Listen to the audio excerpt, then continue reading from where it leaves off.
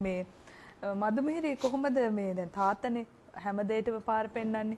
දැන් ඩ්‍රයිවිං පුරුදුනේ තාත්තගේ. කොහොමද බ්‍රේක් එක තියෙන දේ දන්නේ නැතුව ඩ්‍රයිවිං පුරුදුනේ. ඒක මතක් කරනම යමු. මදුම කියන්න. ඒ කියන්නේ මේ කොහොම හරි අපි බැඳලත් නෑ මම හිතන්නේ.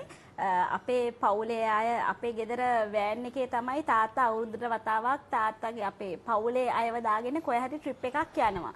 ඉතින් කොහොම හරි මේ ගිය ට්‍රිප් එක මම හිතන්නේ අනුරාධපුර පොළොන්නරු පැත්තේනේ මහියංගනේ ඒ පැත්තේ. ඉතින් යන වෙලාවේ කෙලින් පාර තිබ්බා. ඉතින් මටත් ආස හිතුණා ඩ්‍රයිව් කරන්න. ඉතින් පොඩ්ඩක් එහෙම මෙහෙන් තාත්තගෙන් ඉගෙන ගත්තා. චතුරංගයි තාත්තයි ඉස්සරහා දැන් මම ඩ්‍රයිවිං සීට් එකට ආවා. ඇවිල්ලා ඉතින් දැන් යනවා. යනකොට ඉස්සරහා මේ පාරේ හරක් රංචුවක් පාර පනිනවා.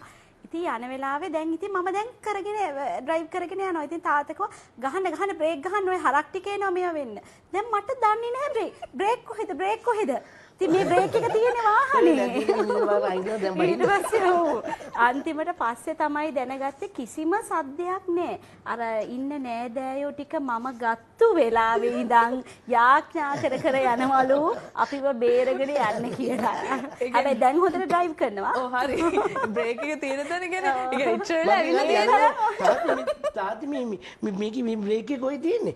ඔය බ්‍රේක් එක තියෙන්නේ ඔය බඩ ඉන්න කරබල දෙන්නේ නැද්ද ඔය මැද්ද තියෙන එක නිකන් බාගන හින්දේ. ඒක කලබල කරන්නේ තියෙන්නේ. ඒක නවත්තනවා. හැබැයි පොඩි කාලෙත් මම මෝටර් බයික් පදිනකොට මම මෙයාව ඉස්සරහින් ඉඳගෙන මෙයාට ඇක්සිලරේටර් එක දුන්නා මෙයා කන්දු එහෙම ගන්නට ඒක ඇඟේ තිබුණා ඒක ඉතින් ලොකු පහසුවක් වුණා.